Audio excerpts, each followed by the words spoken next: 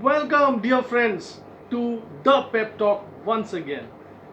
All of you watching in India and across the world.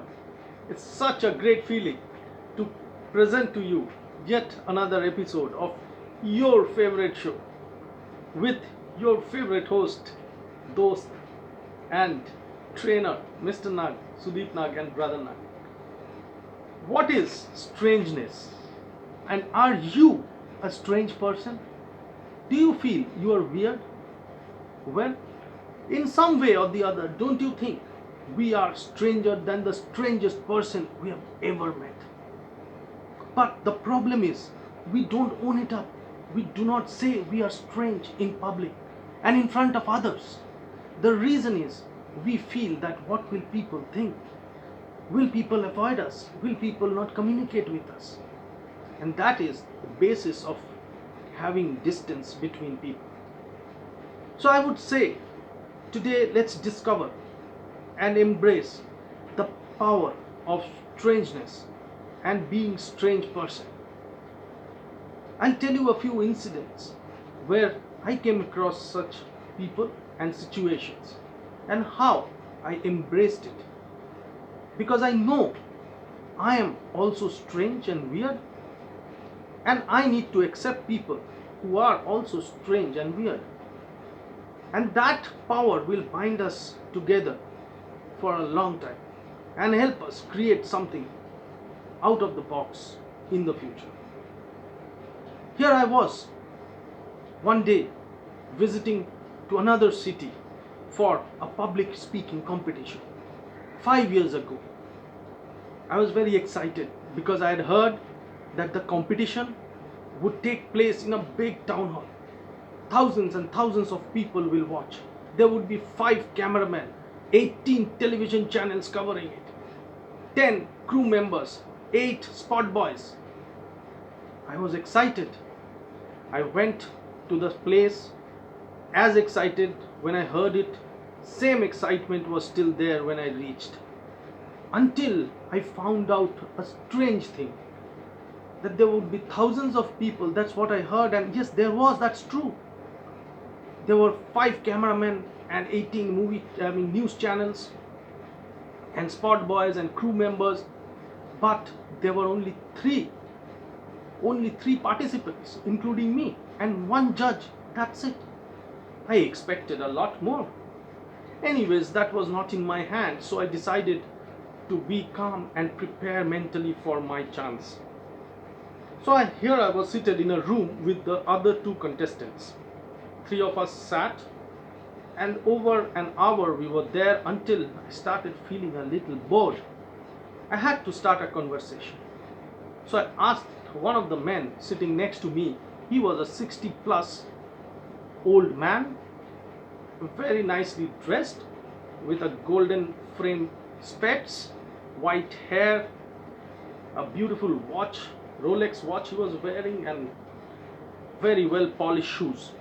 And he looked straight at me with not really an innocent smile, but a very strange and weird smile. And when you see that smile, you know when a person smiles in an innocent way, he doesn't know a thing.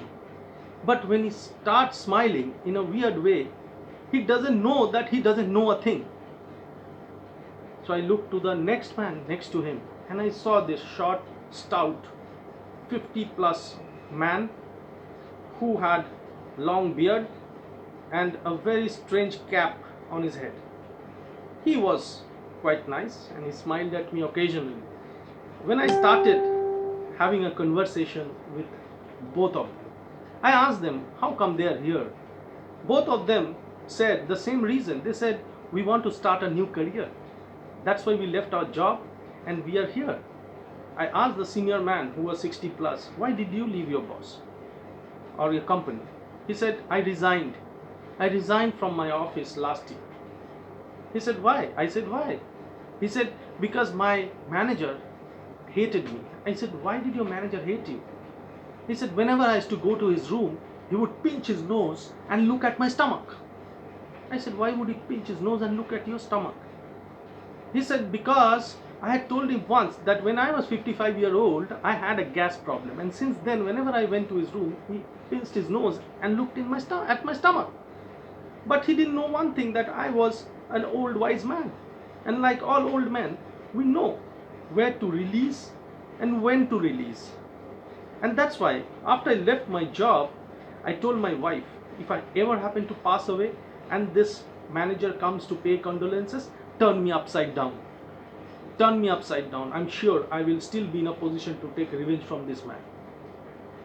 Wasn't that a very strange reason of leaving the job and a funny way of introducing himself? Then I moved to the next person, thinking that he could be a little more normal. When I asked him, he said, same reason I hated my manager too and I left my job. In search of a new career, I'm here. I said, why did you leave your job? He said, well, I left my job because I found something very nice, but it backfired to me. I said, why? He said, I found a lamp and I used to rub it every day. Once I rubbed it on the wrong side and a genie came out. And the genie gave me a remote control. But he didn't tell me how to use it. So from the next day, I started trial and error method. So I went to office, and my boss, he was like a tiger, a lion. He would shout at me instantly when he looked at me. I pressed the remote control. Suddenly he started talking like a mouse, and he was very soft and polite and extremely nice to me. I thought my remote control was working. In the evening I went to talk to my friends, and they were planning a holiday abroad, and they didn't want to take me because I want going to pay 25,000 per head amount. I pressed the remote control. Within seconds they wanted to take me with them for free, 3 days and 4 nights. I was so happy and confident that this was working. Until I reached home, I saw my wife, and I was so confident of the remote control that it could change people and people's minds and sober them down. When my wife said, how are you? How was your day? I didn't answer. I just said one thing. I have one wish, ultimate wish in life, and want to fulfill. My wife said, what is that? I said, I want to marry again. My wife got furious, her eyes became red, hair stood up, and she ran towards me, he said. And then I pressed the remote control. But unfortunately, it didn't work. So my wife came closer, and I kept pressing, but it didn't work. Until I found out that the battery was not working anymore. So today I have come to this place fully prepared with the remote control. And I have my new batteries, also my backup batteries. I'm sure this is going to work today. I just thought, isn't that weird enough? Anyways, I forgot a little about that until I was on the stage and I finished my performance. I came back. After everybody is over, I asked the judge, the only judge. I said, sir, how was my performance? Wouldn't you give me a feedback? He said, Sudeep, I see something in you, but I don't know what it is. I said, but that's fine, sir, but how was my performance? He was more interested in me than my speech and my performance. And he said, your opening was good. And I looked down. Your body was good and the end was good. Instantly, I knew something was wrong with this man. But I didn't react, and I heard all that he had to say.